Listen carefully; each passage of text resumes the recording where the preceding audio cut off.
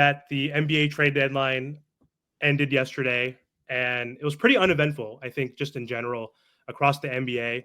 And we all know that the teams ahead of us in the Eastern Conference all made some sort of marginal move. The Knicks made a pretty good move. The Celtics, the Bucks, the Sixers, the Pacers, and the Miami Heat did not make a move. We did make a move for Terry Rozier a few weeks ago, but yesterday we did not make a move, to the chagrin, I'm sure, of a lot of Heat fans.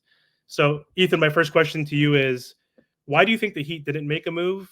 I know Caleb was our biggest asset that we could have traded, and there's probably wasn't really good people we can get in return, but we know there's gaps in our roster at the four, backup point guard, center, etc. So why do you think we didn't make a move? Well, I think a couple factors. The first thing is they'll tell you they made their move. So, I mean, they made their move 17 days ago. Terry is here finally practiced with the team today. So I was down at practice today, and I think that their expectations for where he can go from here are pretty high, considering again that he had to kind of join a moving train.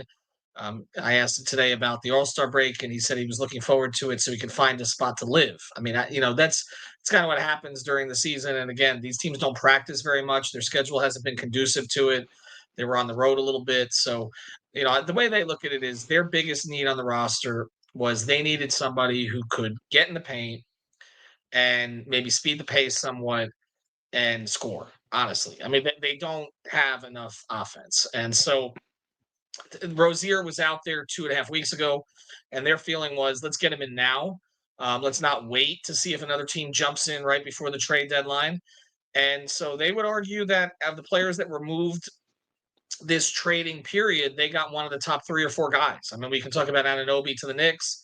Obviously, Harden was traded a little bit earlier. Siakam was traded to Indiana, but Rozier's in that mix in terms of the season that he was having. And so that's the way that they view it. You look at the players that were traded yesterday, probably the most significant move in the Eastern Conference was Bogdanovich. I'm curious to see, though, how Tibbs uses him. We know Tibbs doesn't like to go deeper than about 7 or 8, particularly in the playoffs, and so I want to see how that roster kind of plays itself out.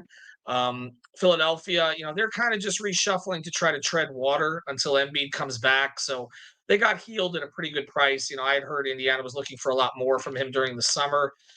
Ended up getting him, not having to give up quite as much. So Morey, I think, did a pretty good job there. Um, and then I think they'll look to reshuffle in the offseason. I don't think he was their original target. I think they would have gone after Levine if he'd been healthy, but he wasn't, and they were already dealing with a situation with Embiid. And then I think when you look at the rest of the Eastern Conference, um, Boston made a move to get a backup big. He'll help them somewhat. To me, it still comes down to what Tatum and Brown do when it matters, and whether Porzingis is going to be on the floor. And Milwaukee's got major issues. Like Patrick Beverley's not solving their defensive issues on his own. Like that, when they got Lillard, and it wasn't just sour grapes from the Heat.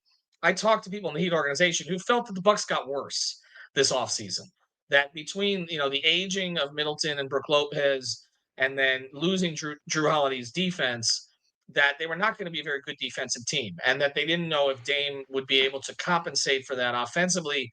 And the reality is he hasn't. I mean, he's been good, but the rest of the team has declined around Dame and Giannis. And I don't think, again, getting Patrick Beverley, who's been on 11 teams in the past 4 years, I don't think that alone is going to do it, because I don't know how much you really can play Dame and Beverley together when it matters. And Malik Beasley has not been good defensively at the point of attack. So I don't think anything happened yesterday that really scares Miami.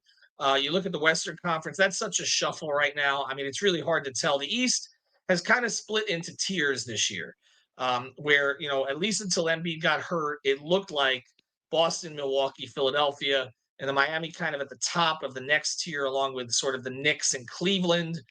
You had Orlando, Indiana were kind of sort of the upstarts, then teams that should have sold like Atlanta, Chicago, and Toronto, and then teams that aren't competing. And it's pretty clear in the Eastern Conference. In the West, I don't know who's coming out of that thing. I know Denver's going to be there at the end.